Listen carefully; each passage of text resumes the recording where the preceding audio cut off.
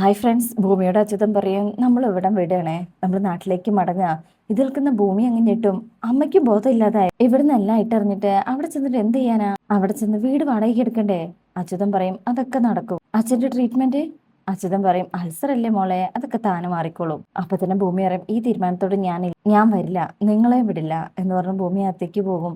അംബിക പറയും ഞാൻ പറഞ്ഞില്ലേ അച്ചുവേട്ടാ, പോകാതിരിക്കാൻ പറ്റില്ല, ഞാൻ സംസാരിച്ചോളാം. അപ്പോഴേക്ക് ഭൂമി ഇറങ്ങി വരും. എന്ത് സംസാരിക്കാൻ? ഇവിടുന്ന് എല്ലാ സാധനങ്ങളും എടുത്ത് നാട് വിടേണ്ട കാര്യം എന്താ? അതൊന്നും എനിക്ക് പറഞ്ഞതാ.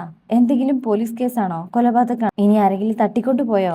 ഒരു കാര്യമില്ലാതെ എന്തിനു നാട് വിടണം? അച്യുതൻ കുറച്ച് സ്ട്രോങ് ആയിട്ട് പോണം, പോയേ പറ്റൂ. ഇങ്ങനെ പറഞ്ഞു നിൽക്കുമ്പോ ഭൂമി ഞെട്ടിപ്പോകും. അങ്ങനെ പറഞ്ഞു കഴിയുമ്പോ അച്യുതനും വിഷമാവും. മോള് പറയുന്നതിനപ്പുറം ഒരു തീരുമാനം എടുത്തിട്ടില്ല ഞങ്ങൾ ഇതുവരെ. ഒരു പ്രാവശ്യം അച്ഛൻ പറയുന്നൊന്ന് അനുസരിക്കും. അച്ഛനോട് സ്നേഹം ഉണ്ടെങ്കിൽ മോള് സമ്മതിക്കണം. അപ്പൊ ഭൂമി പറയും നാളെ നാട്ടിലേക്ക് പോവാം. അച്ഛനോടുള്ള സ്നേഹം തെളിയിക്കാനല്ല, അച്ഛൻ എന്തോ മനസ്സിൽ കാണുന്നുണ്ട്, അതിന്റെ നല്ലതിനായിരിക്കും എനിക്കറിയാം. അത് പറഞ്ഞ് ഭൂമി അവിടുന്ന് പോകുമ്പോ അംബിക പറയും മോള് പറഞ്ഞു കേട്ടോ, അച്ഛനെടുക്കുന്ന തീരുമാനം അവളുടെ നല്ലതിന് വേണ്ടിയായിരിക്കും. അങ്ങനെയാണ് അച്ചുവേട്ടാ. അച്യുതൻ വല്ലാത്ത വിഷമത്തിൽ അവിടെ നിൽക്കാട്ടോ. ശേഷം പിന്നീട് കാണിക്കുന്നത് രാത്രിയിലെ അച്യുതൻ പുറത്തേക്ക് ഇറങ്ങിയ കാറിൽ വന്നിരിക്കുക. 38 വർഷം എന്റെ ജീവിതമായി നീ എന്റെ കൂടെ ഓടി, നിനക്കറിയാത്തതായിട്ടൊന്നുമില്ല. എല്ലാത്തിനും ഒരു ബലക്കുറവ്, മനസ്സിനും പഴയ ആഗ്രഹങ്ങളൊന്നുമില്ല, എല്ലാം ഇന്നലെ നടന്നതുപോലെ തോന്നുന്നു. ഭവാനി കുഞ്ഞിനെ കൊടുത്ത കാര്യങ്ങളൊക്കെ ആലോചിക്കട്ടോ. ഈ കുരുന്നിനെ കൊല്ലാനോ? ഞാനോ? ഒരിക്കലുമില്ല. അംബികയ്ക്ക് കൊടുക്കാം, അവൾക്ക് സന്തോഷാകും എന്ന് പറഞ്ഞ് വീട്ടിലേക്ക് കൊണ്ടുപോയി അംബികയ്ക്ക് കാണിച്ചു കൊടുക്കുക. അംബികയ്ക്കും വലിയ സന്തോഷമാകുന്നുണ്ട്. അവര് വേഗം അകത്തേക്ക് കയറി കുറച്ച് സാധനങ്ങളൊക്കെ എടുത്ത് അന്ന് രാത്രി തന്നെ ആ നാട് വിടുകയാണ്. പുതിയ നാടും സ്ഥലവും. ആ പുതിയൊരു സ്ഥലത്ത് അച്യുതൻ മോക്ക് വേണ്ട ഒരുപാട് ടോയ്സ് അങ്ങനെയുള്ള സാധനങ്ങളൊക്കെ വാങ്ങിച്ചുകൊണ്ടിരുന്നുണ്ട്. അങ്ങനെ അവർ രണ്ടുപേരും കുഞ്ഞിനെ ഇങ്ങനെ ലാളിക്കണേ.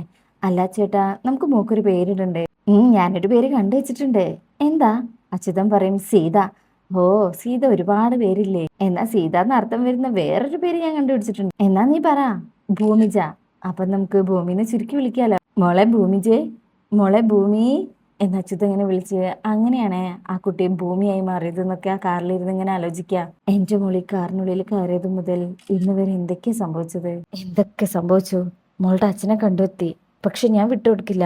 കൊണ്ടുപോവാണ് ആരും കാണാത്ത ദേശത്തേക്ക്. മോളോട് ചെയ്യുന്ന ചതിയാണെന്ന് അറിയാം. ഞാൻ ചതിയനായിക്കോട്ടെ, എനിക്ക് എന്റെ മോളെ വേണം. ഈ സമയം ഭൂമി പുറത്തേക്ക് ഇറങ്ങി വരും. അച്ഛാ എന്ന് വിളിച്ച് കാറിലേക്ക് കയറും. എന്താ സ്വന്തം ആത്മാവിനോട് ഉരുവിടുന്നത്? പഴയ ഓർമ്മകളാ മോളെ മനസ്സിൽ. ഈ കാറുമായിട്ടുള്ള ബന്ധമെല്ലാം ഭൂമിക്കും അതിലെ മുഖ്യ കഥാപാത്രം ഞാനായിരിക്കല്ലേ? അച്യുതൻ പറയും അത് കഥ അറിയാതെ ആട്ടം കാണാ ഈ കഥാപാത്രം. ഭൂമിയിൽ നടക്കുന്നത് ഭൂമി അറിയുന്നില്ല. ഭൂമി കറങ്ങിക്കൊണ്ടേയിരിക്കുന്നു. അച്ഛാ, അച്ഛാ ഇന്ന് ഒന്ന് നാട്ടിൽ പോണോ? പോണം. കുറച്ച് സാവകാശം വേണമായിരുന്നു അച്ഛാ. അച്ഛനെ തീർക്കല്ല, വേദനിപ്പിക്കുകയല്ല, എനിക്ക് ചില കാര്യങ്ങൾ ഇവിടെ ചെയ്തു തീർക്കാനുണ്ടായിരുന്നു. എന്ത് കാര്യമാണെങ്കിലും മോളെ, എടി പോവാതിരിക്കാനാവില്ല. എന്താ ഇത്രയ്ക്ക് അത്യാവശ്യം എന്നായിരിക്കും മോള് ചോദിക്കാൻ പോകുന്നത്. അത്യാവശ്യമാണ്. പിന്നെ എന്താ അത്യാവശ്യം എന്ന് ഇപ്പൊ പറയാനാവില്ല. എല്ലാം മോൾക്ക് വേണ്ടി മാത്രമാണെന്ന് കരുതിയാൽ മതി. മോൾക്ക് വേണ്ടിയാ ഞാനും അംബികയും ജീവിക്കുന്നത്. ഭൂമിയെ അറിയാം അച്ഛാ. ഭൂമി സങ്കടത്തിൽ വയ്ക്കും, ഈ കാർ കൊണ്ടുപോകണ്ടേ? അച്യുതൻ ചിരിച്ചിട്ട് വയ്ക്കും, അതൊക്കെ നടക്കാത്ത കാര്യല്ലേ, ഏതെങ്കിലും ആക്രി കച്ചവടക്കാർക്ക് കൊടുക്കാം. ഭൂമി അറിയും ഇത് അച്ഛന്റെ ആത്മാവാ, ഞാനിത് ആർക്കും വിട്ടുകൊടുക്കില്ല, ഞാനിത് നാട്ടിലെത്തിക്കും. അവിടെ നമ്മൾ താമസിച്ച ആ പഴയ വീട് കിട്ടുമോ? അച്യുതൻ പറയും ഞാൻ വിളിച്ചു പറഞ്ഞിട്ടുണ്ട്, ഞാൻ കോഫി ഹൗസിൽ ചെന്ന് ചേച്ചിയോട് കാര്യം പറയാം, പോലീസുകാരോടും പറയണം. പിന്നെ മോളെ എങ്ങോട്ടാ പോകുന്നതെന്ന് കൃത്യമായിട്ട് പറയണ്ട. ഭൂമി അറിയും അറിഞ്ഞാലും സൗഹൃദം പുതുക്കാനൊന്നും ആരും വരാൻ പോകുന്നില്ല. മോളെ സ്ഥലം പറയണ്ടെന്ന് അച്ഛൻ പറഞ്ഞത്. ഭൂമി അറിയും ഇല്ല അച്ഛാ, പറയില്ല. പിന്നീട് കാണിക്കുന്നത് സൗഭാഗ്യപുരത്താണ്. മുത്തശ്ശിക്ക് സംഗീത ചായ കൊണ്ടുവന്ന് കൊടുക്കും. മുത്തശ്ശി അറിയും ആ പത്രക്കാരനോടെ നേരെ പത്രം ഇടാൻ പറയണം. അവിടെ എവിടെയെങ്കിലുമൊക്കെ വലിച്ചെറിഞ്ഞ് എടുക്കാൻ ഭയങ്കര ബുദ്ധിമുട്ടാ. അവന് കൊണ്ടുവെക്കാൻ മടിയാണെങ്കിൽ ഇനി പത്രം വേണ്ട. അപ്പോഴേക്കും മാധവനും എക്സസൈസ് കഴിഞ്ഞ് വരും കേട്ടോ.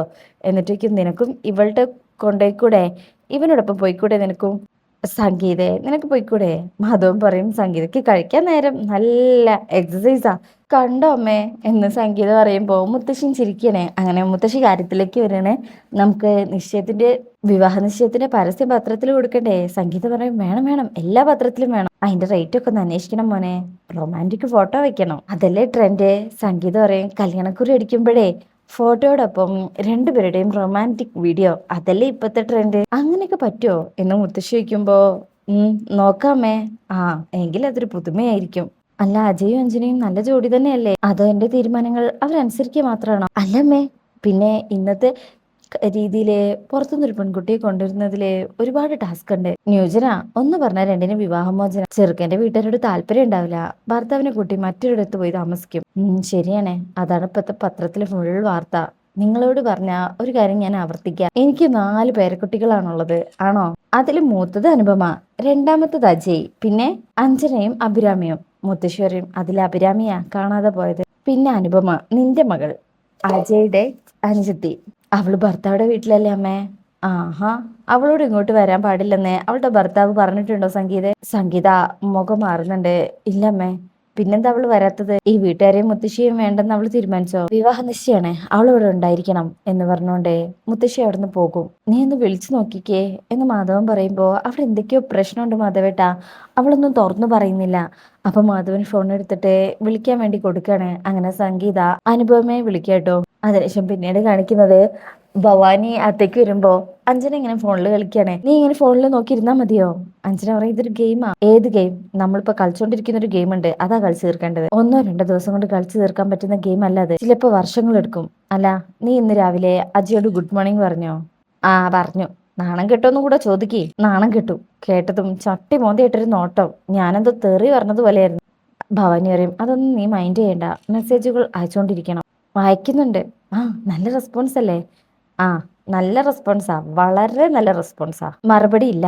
അപ്പൊ ഭവാനി പറയും ഇതിലൊന്നും നീ പിന്നോട്ട് പോകരുത്. പിന്നോട്ട് പോകാൻ പറ്റില്ലെന്ന് എനിക്കറിയാം. അതറിയാലോ? അഞ്ജന പറയും അറിയാം. പിന്നിലമ്മ കുളം കുഴിച്ചു വെച്ചിട്ടുണ്ടല്ലോ, അതിൽ ഞാൻ വീഴാൻ. എല്ലാം നിന്റെ നന്മയ്ക്കാ മോളെ.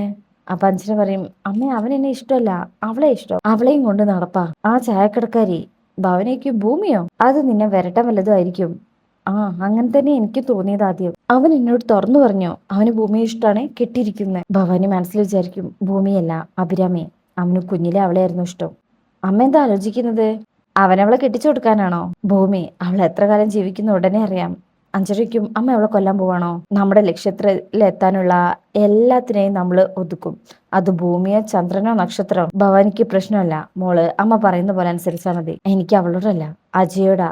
അവൻ എനിക്ക് വേണം. ചതിയിലൂടെ ആയാലും അവനെ ആക്ഷേപിച്ചുകൊണ്ടിരിക്കുക. നീ കൈങ്ങതാ എന്ന് പറഞ്ഞിട്ട് കയ്യില് ഭവാനി സത്യം ചെയ്തു കൊടുക്കും. ഭൂമി അവളിനി ഭൂമിയിൽ ഉണ്ടാവില്ല. ഇത് ഞാൻ തരുന്ന പ്രോമിസ്. അതിനുശേഷം പിന്നീട് കാണിക്കുന്നത് കോഫി ഹൗസിലാണ്. ആ ചേച്ചിയോടും പോണ കാര്യം പറഞ്ഞിട്ടുണ്ട്. ചേച്ചി അറിയും മോള് പോവാണോ? വിശ്വസിക്കാനേ ആവുന്നില്ല. അപ്പൊ ഭൂമി അറിയും 2-3 ആഴ്ച കഴിഞ്ഞാൽ ഞാനിങ്ങ് തിരിച്ചു വരും. അതുവരെ ചേച്ചി നടത്തണം. എല്ലാം ചേച്ചി പഠിച്ചിട്ടുണ്ടല്ലോ. പിന്നെ ബാക്കി കാര്യങ്ങളൊക്കെ ഫോണിലൂടെ. എന്താ മോളെ ഇത്രയ്ക്ക് അർജന്റ്?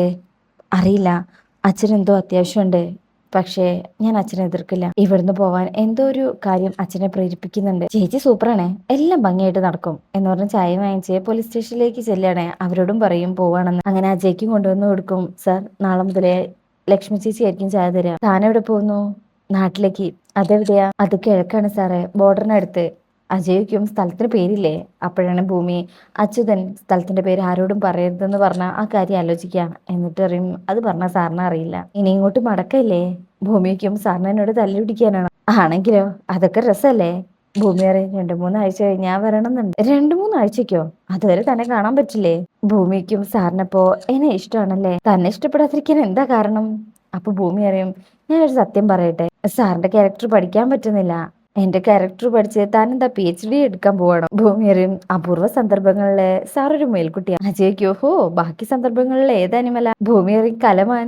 അജയ് പറയും അങ്ങനെയല്ലല്ലോ, കരടി, പുലി, മുള്ളംപന്നി അങ്ങനെ. അപ്പോ ഭൂമിയുടെ മുഖം വാടിപ്പോകൂട്ടോ. അജയ്ക്കും സാറിന്റെ ഇങ്ങനെയുള്ള ഡയലോഗ് ഇനി കേൾക്കാൻ കഴിയില്ലല്ലോ. അജയ് പറയും തന്നിൽ നല്ലൊരു മനസ്സുണ്ട്.